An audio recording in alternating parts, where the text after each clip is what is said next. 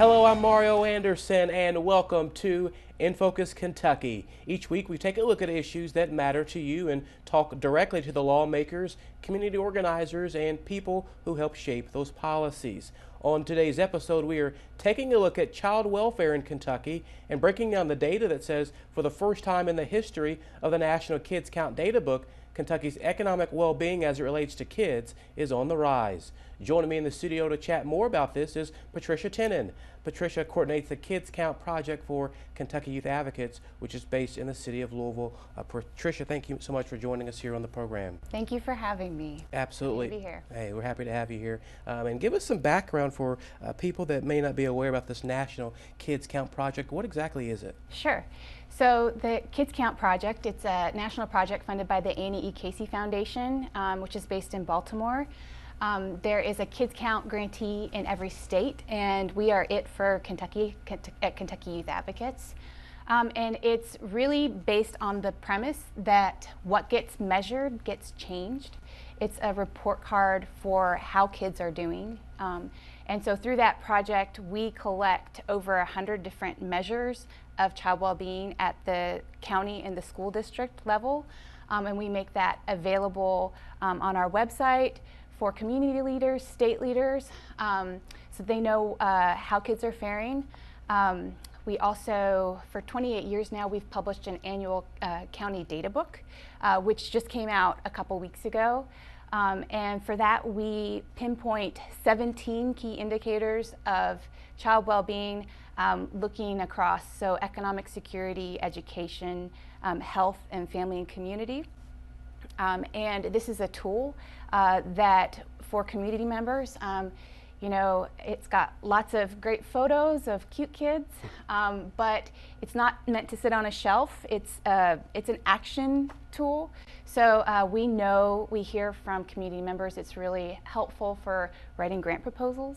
So pinpointing, what are the issues facing kids and families and being able to bring resources to the community for that, to conduct a needs assessment. And it also informs legislative agendas.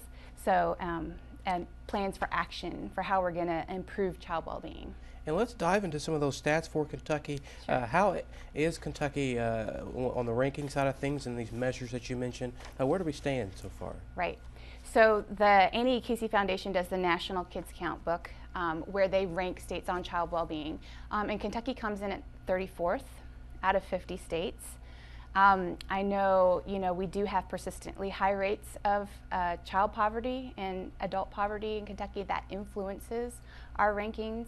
But this year, with our county data book, we are, as you mentioned, seeing some positive trends, which we are really pleased about.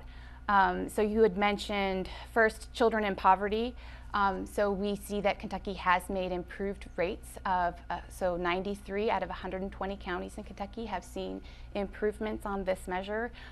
This is very important for kids because we know that living in poverty has been called the greatest threat to child well-being. It impacts all other arenas of their well-being.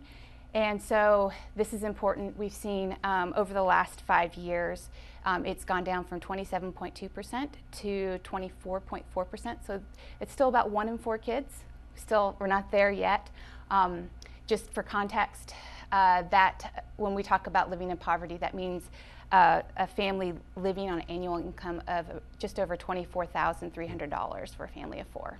Interesting. Now, let's talk about this, how this kids count correlates with the upcoming 2020 census that is going to be prepared. Sure. How does those two items correlate together? Oh, that's a great question. I'm glad you asked. So we have every 10 years, it's called the decennial census, and it's coming up in 2020. And we know that from past years, the largest undercounted group were young children. So national estimates about 1 million children were missed in that census count. And why does this matter? It's because those estimates then are used for planning purposes. So for where businesses locate, it could be used for building new, determining when we need to build new elementary schools. But it's also used then to calculate federal allocations. So for, Medicaid, CHIP, our Children's Health Insurance Program, child care subsidies, foster care funding, all of these federal dollars that come to Kentucky are based on our census count. And so it's in our best interest. We need to do everything we can to make sure that we have a strong count, and especially for young children. A concerning trend that, if I may, wanted to point out is the number of children in out-of-home care.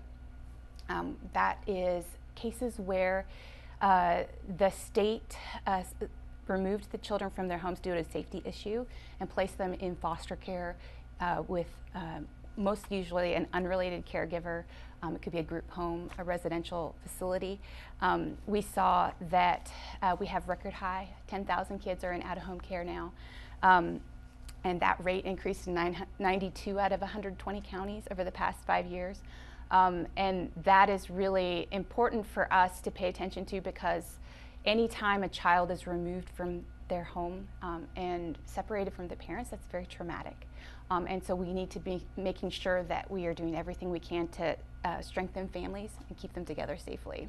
Well, Patricia, thank you so much for your time and breaking down some of the information that's provided in this year's county data book as regards to Kentucky. Thank you so much for inviting me. Absolutely. Now, stay with us on In Focus Kentucky. Next, we'll talk about the child abuse to prison pipeline, which was the focus on the county data book's essay. But your local Weather on the One's forecast is coming up right after this break.